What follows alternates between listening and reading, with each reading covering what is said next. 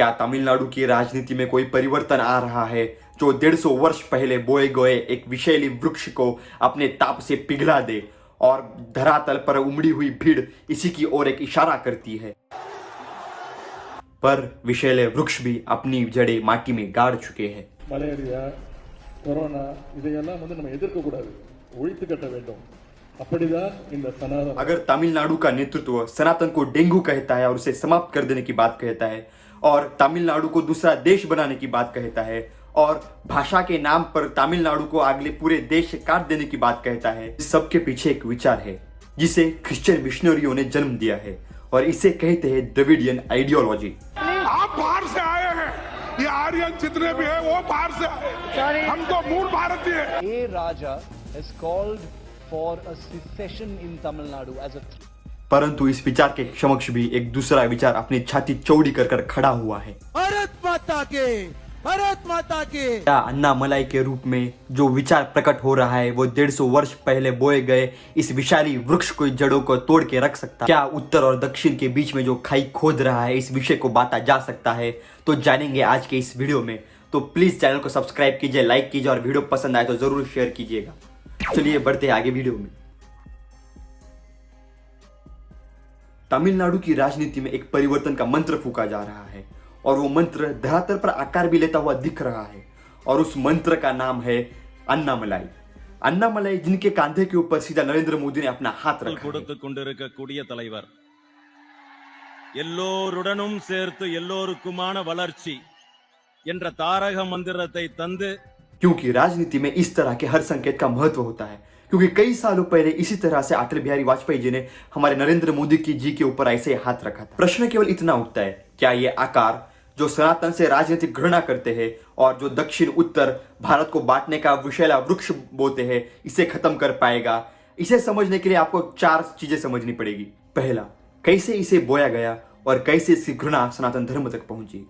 दूसरा, किन कारणों से इसे बोया गया। तीसरा, कैसे इस घृणा ने दक्षिण उत्तर मध्य की हिंसा को जन्म दिया और कैसे अन्नामलाई इस कृत्रिम पैदा किए घृणा को खत्म कर रहे हैं, ऐसा क्या कार्य कर रहे हैं वो, इसे समझते हैं आज की इस वीडियो में। हम जिस घृणा की बात कर रहे हैं इसका जन्म द्रविडियन राजनीति से होता है, जिसका बीज कई सालों पहले कुछ क्रिश्चियन मिशनरियों ने बोया था। कैम्ब्रिज यूनिवर्सिटी से संबंधित लेखक विल स्वीटमैन ने एक रिसर्च पेपर लिखा जिसका नाम है the Dravidian idea in missionary accounts of south Indian religion. इसके पहले ही पन्ने पर लिखा है कैसे इन मिशनरियों का काम था द्रविडियन आइडेंटिटी पॉलिटिक्स को प्रमोट करना। रिसर्च पेपर के अनुसार ईस्ट इंडिया कंपनी का एक रिसर्चर फ्रांसिस व्हाइट इलिस, जो संस्कृत पढ़ना जानता था, 1816 में इसने कहा कि जो साउथ इंडियन की जो लैंग्वेजेस है जैसे तमिल वगैरह, वो सबका ओरिजिन संस्कृत नहीं है। 1856 में एक रॉबर्ट कॉल्डवेल नाम के एक मिशनरी ने एक फेमस पुस्तक लिखा दक्षिणी भाषाओं के ऊपर, जिसके अंदर उसने एक शब्द यूज किया, उसका नाम था द्रविडियन। रॉबर्ट कॉल्डवेल आगे कहते हैं कि द्रविडियन जो शब्द है उन्होंने संस्कृत शब्द द्रविड़ा से लिया है, जो कि कभी कभी इस्तेमाल करते थे। साउथ इंडियन को संबोधित करने के लिए उन्हें इससे अच्छा शब्द कोई नहीं मिल पाया। इसका शब्द प्रयोग संदेह से भरपूर है। संस्कृत शब्दविदों ने इसे कई बार दक्षिण भारतीयों के लिए प्रयोग किया गया है, इसलिए वो भी इसे प्रयोग करते हैं उन्हें संबोधित करने के लिए। रॉबर्ट कॉल्डवेल, जिन्हें खुद इस शब्द के ऊपर संदेह था, उन्होंने इस शब्द को आम जनमानस तक ला दिया और इसके बाद फिर एक रिसर्च होने लगी कि और क्या क्या द्रविडियन हो सकता है, और इसी कार्य को ब्राह्मण और नॉन ब्राह्मण के बीच में खाई पैदा करने वाला कार्य माना जाता है। मिशनरीज मानते थे कि कन्वर्जन के बीच में जो बड़ा रोड़ा है वो ब्राह्मण है और इसीलिए उनके बीच में एक नया प्रोपोगंडा फैलाया गया। मिशनरी जो प्रमाणित करना चाहते थे कि जो दक्षिण भारतीय उत्तर भारतीय से अलग है, उन्होंने कह दिया कि जो शैव सिद्धांत है वो दक्षिण भारतीयों का रिलीजन है, और उसने और भी कहा कि शैव सिद्धांत वाले लोग ब्राह्मणों से घृणा कर। और यहां से शुरू होता है सनातन धर्म का विरोध करना। और ये सब कुछ मैं नहीं कह रहा हूं, कैम्ब्रिज के एक अक्लेम लेखक विल स्वीट्समैन, जिन्होंने उनके रिसर्च पेपर में लिखा है और जिसकी लिंक मैं इस डिस्क्रिप्शन में भी डाल दूंगा। और आज हम जानते हैं कि संस्कृत जैसे भाषा के 90% शब्द जो कि संस्कृत से लिए गए हैं और इसके विपरीत जो द्रविडियन आइडियोलॉजी है वो कैसे पनपी। और दूसरी ओर शैव सिद्धांत जो कि दक्षिण भारतीयों का रिलीजन है, जिसका सनातन से कोई संबंध नहीं। और आज ये विचारधारा इस हद तक पहुंची है जहां पे सनातन एक डेंगू मच्छर जैसा है और जिसे समाप्त कर देना चाहिए। और इसी विचारधारा के कारण एक मूवी में चोल राजा को हिंदू दिखाने के ऊपर उपद्रव किया जा रहा है। अब सीधा आ जाता है 1915 के अंदर, जहां पर द्रविडियन आइडियोलॉजी एक बड़ा स्वरूप ले लेती है और वहां पर एक नया आंदोलन की शुरुआत की जाती है जिसका नाम था होम रूल मूवमेंट, जिसके नेता थे बाल गंगाधर तिलक, एक ब्राह्मण। इसके विरुद्ध में तमिलनाडु में एक नॉन ब्राह्मण्स मूवमेंट चालू हो गई जिसका आधार वही एंटी ब्राह्मण द्रविडियन विचार था और यहां से शुरू होती है द्रविडियन पॉलिटिक्स। और इसी तरह 1916 में एक नई पॉलिटिकल पार्टी जस्टिस पार्टी जिसका आरंभ होता है। इस पार्टी का कहना था कि मद्रास प्रेसिडेंसी में ब्राह्मणों को ज्यादा नौकरी की जा रही है और नॉन ब्राह्मण्स को एक आरक्षण दे देना चाहिए। इस पार्टी ने ब्रिटिश काल में एक इलेक्शंस लड़े गए जिन्हें जीता भी और पावर में भी आ गए। इस पॉलिटिकल पार्टी के कॉन्फ्रेंसेस के भी नाम नॉन ब्राह्मण यूथ पॉलिटिकल कॉन्फ्रेंस होता था और ये नहीं चाहते थे कि भारत स्वतंत्र हो क्योंकि ब्रिटिशर्स चले जाने से इन्हें लगता था कि फिर से ब्राह्मणों का राज आ जाएगा। और इन्होंने 15 अगस्त 1947 को एक काले दिन के रूप में मनाया था। ईवी रामास्वामी जो इस पॉलिटिकल पार्टी के अध्यक्ष थे, उन्होंने कहा कि जहां ब्राह्मणों को देखो वहां इन्हें खत्म कर दो। जो इस भाषा समझ नहीं सकते तेलुगु में, तमिल में, वो इसके सबटाइटल्स देखो। அந்த அளவுக்கெல்லாம் வந்தாலும் எங்க கோயிலுக்கு வந்தாலும் உள்ள போய் அந்த சிலைகளை எல்லாம் உடைக்கணும், எங்க பாப்பாங்க கண்டாலும் சீக்குடு ஒழிச்சு। इन्हीं ईवीआर की लीडरशिप में 1944 में इनकी जस्टिस पार्टी बन गई द्रविड़ कड़गम डीके, जिन्होंने मांग की एक द्रविड़ नाडु की, एक सेपरेट देश की। कई दिनों बाद इनकी पार्टी द्रविड़ कड़गम में एक आंतरिक कलह हुआ जिसमें से एक नई पार्टी बनाई गई द्रविड़ मुनेत्र कड़गम और जिनके नेता थे अन्ना मदुराई जो आज की है डीएमके। ऐसे डीएमके पार्टी का जन्म हुआ एक विषैले वृक्ष से और आगे देखते हैं कि कैसे इसने सनातन धर्म को घृणा से भर दिया और कैसे दक्षिण उत्तर की राजनीति में बांट दिया भारत को। एक विषैला वृक्ष एक विषैले फल को ही जन्म देता है। अगर आज कर्नाटका में कुछ लोग हिंदी भाषा के लोगों को कुछ मारते हुए दिखे या फिर कुछ तोड़ता हुआ दिखे तो आप समझ जाइए कि इसका जो जन्म था वो तमिलनाडु में कई वर्षों पहले हुआ था। जो राजनीति विवादास्पद थी लेकिन जन सामान्य के बीच में सफल हुई।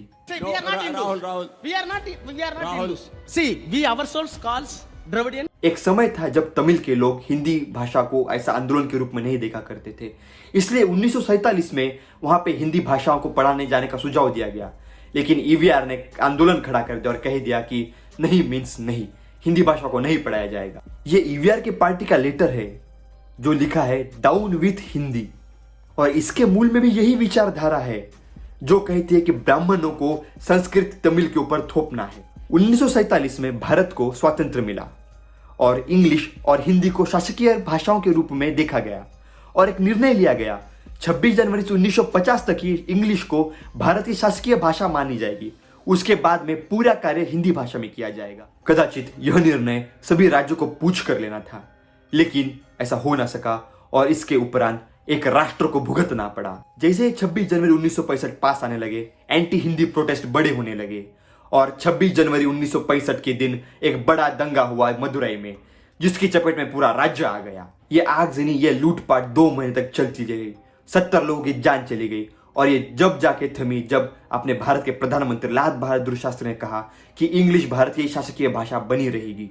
तो मैं हिंदी में ही दूंगा, आप उसका ट्रांसलेशन, मैंने भी तमिल का ट्रांसलेशन इसमें दिया। इसी एक आंदोलन ने 1967 में डीएमके को पावर तक पहुंचाया और अभी तक कांग्रेस पावर में नहीं आ सकी। किसी भी भाषा का किसी भी राज्य के ऊपर थोपा जाना सही नहीं है, लेकिन तमिलनाडु में ये जो एंटी हिंदी मूवमेंट्स थे इसका जो श्रेय है वो जो द्रविडियन आइडियोलॉजी को जाता है, जिसका भ्रूण जो द्रविडियन पॉलिटिक्स है इसके गर्भ में फूटा गया था। इस विचारधारा से जो जन्मी राजनीति थी वो ब्राह्मणों के लिए काफी घातक साबित हुई। जो 1950 में 60 लाख ब्राह्मण थे वो 1970 आते आते बस 20 लाख बच गए। ये सब ब्राह्मण प्लान कर गए थे। तमिलनाडु की पूर्व मुख्यमंत्री जयललिता, इनके साथ असेंबली में जो अभद्रता हुई थी वो सब कुछ ऐसा कहा जाता है कि वो ब्राह्मण थी इसलिए हुई थी। Honorable member Kanimuri spoke about Draupadi. Jayalalitha's sari was pulled in Tamil Nadu. 1963 तक डीएमके एक सेपरेट देश की मांग करती थी जो कि एक प्रेस कॉन्फ्रेंस करके खत्म कर दी गई थी, लेकिन ये जो भूख है बीच में से कभी कभी दिखी जाती है।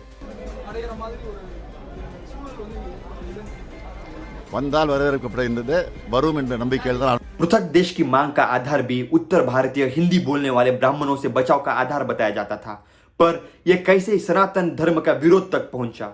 डीएमके का एमपी ओपनली बोल चुका है कि कैसे उसने अपने चुनाव के क्षेत्र में 3 प्राचीन मंदिरों को तोड़ दिया है।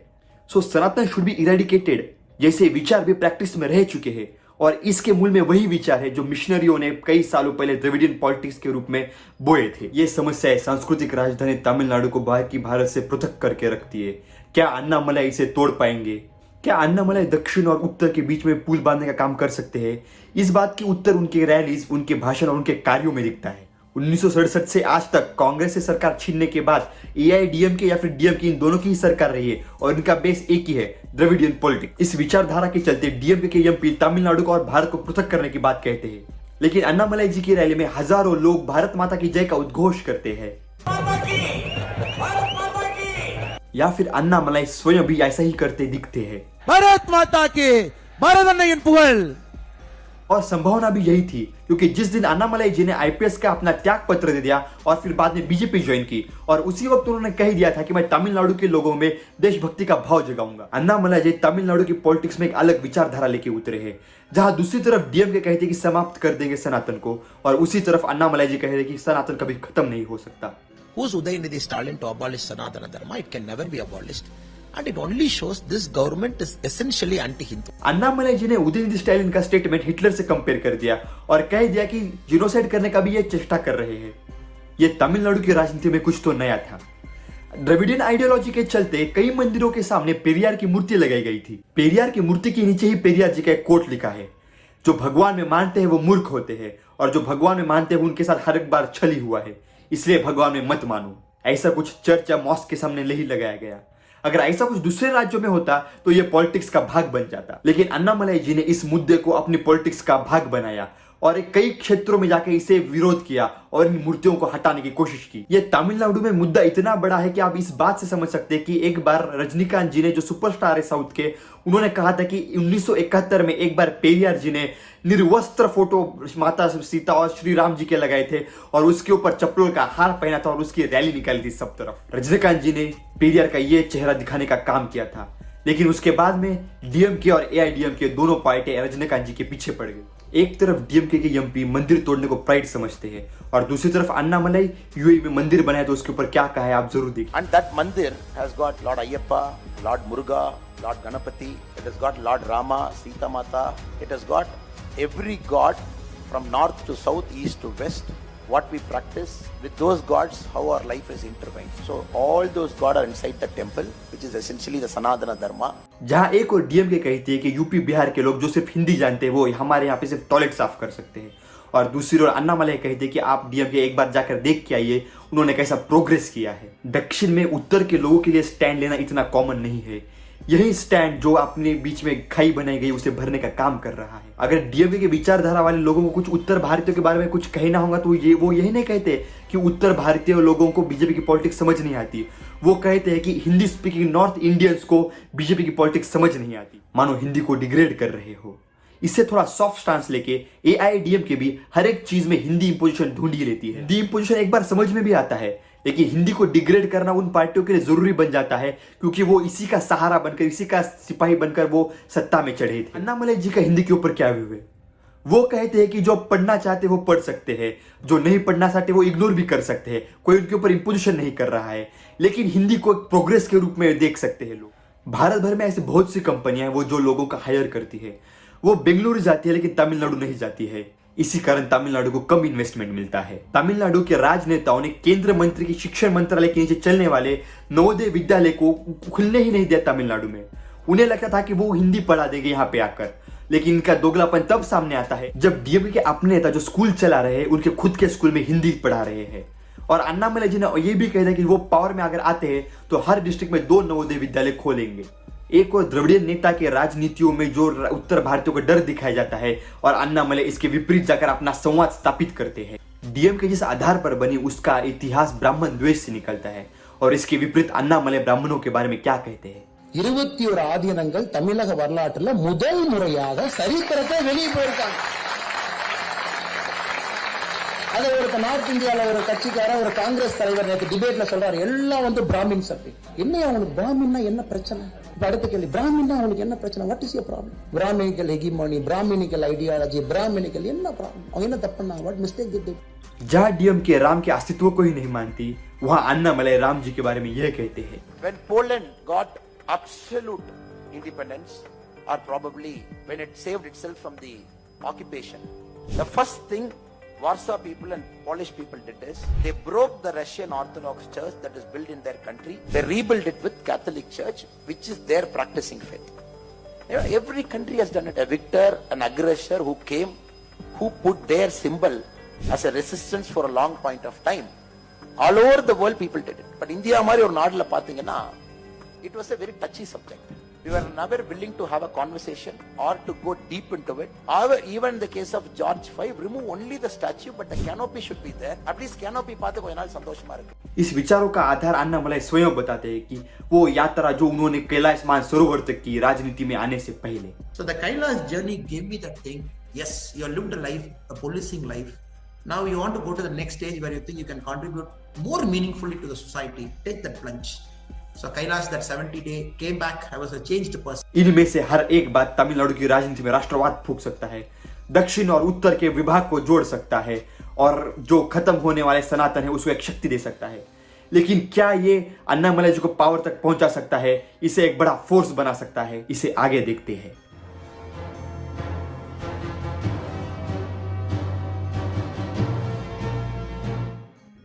किसी व्यक्ति की पदयात्रा आंदोलन खड़ा कर सकती है, परंतु परिवर्तन की लहर सत्ता प्राप्त करने के बाद ही आरंभ होती है.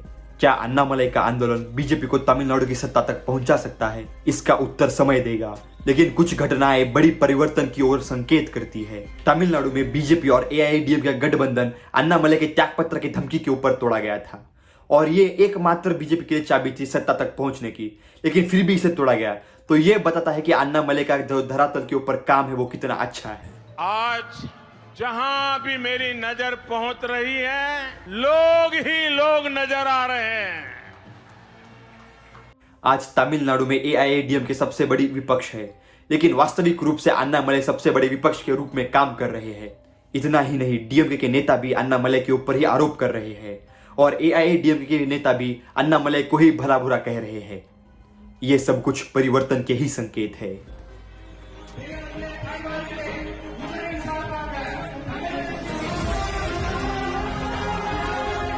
राम को काल्पनिक मानने वाले और राम मंदिर के प्रसारण को रोकने वाले पार्टी का अगर स्टैंड बदलता है तो इसके पीछे एकमात्र अन्नामलाई ही थे और इसकी गूंज आने वाले लोकसभा चुनाव में भी सुन सकते हैं, क्योंकि विशेषज्ञों का कहना है कि इस बार तमिलनाडु में डीएमके वर्सेस बीजेपी है.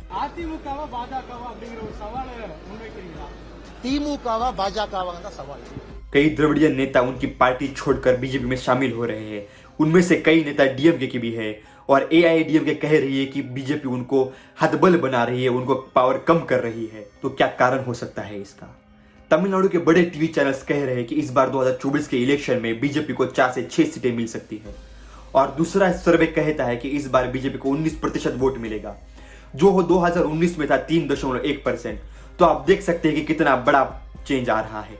तो सभी पोल भारतीय जनता पार्टी को 1 या 2 नंबर पर रख रहे हैं. अगर ये परिवर्तन संभव है तो एक बड़ा इतिहास बनने जा रहा है. The BJP's vote share in 2019 was somewhere around 3%. Today, if you look at opinion polls, most of them suggest that the BJP's vote share could be double digits in this election. Tamil Nadu एक परिवर्तन चक्र से गुजर रहा है और ये आवश्यक है. क्यों? इसे आगे देखते हैं. अन्नामलाई वो व्यक्ति है जो उत्तर और दक्षिण में जो खोदी गई खाई है उसमें जो विषैला पानी है उसे खत्म कर रहे हैं. उत्तर हो या दक्षिण, एक भारतीय होने के नाते हिमालय से लेके नीचे समुद्र तक सब जमीन हमारी है. हर एक कण कण माटी का हमारा है.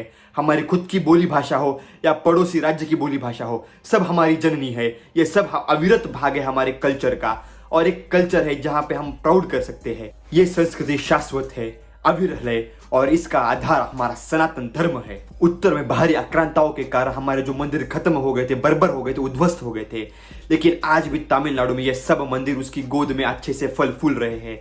आज भी जो मंदिरों को अपना सब कुछ मानते हैं वो तमिलनाडु में ही जाते हैं. तमिलनाडु अपने प्राचीन गौरव को अपने गोद में थामे है. राष्ट्रवाद आज भी उनके योद्धाओं के लिए उनकी आंखों से आंसू निकाल रहा है.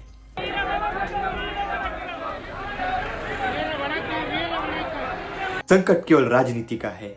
अगर उत्तर और दक्षिण के बीच में अगर ये वैमनस्य खत्म करना है तो राजनीति को बदलना होगा और अन्नामलाई इस राष्ट्रवाद की एकमात्र किरण देखते हैं.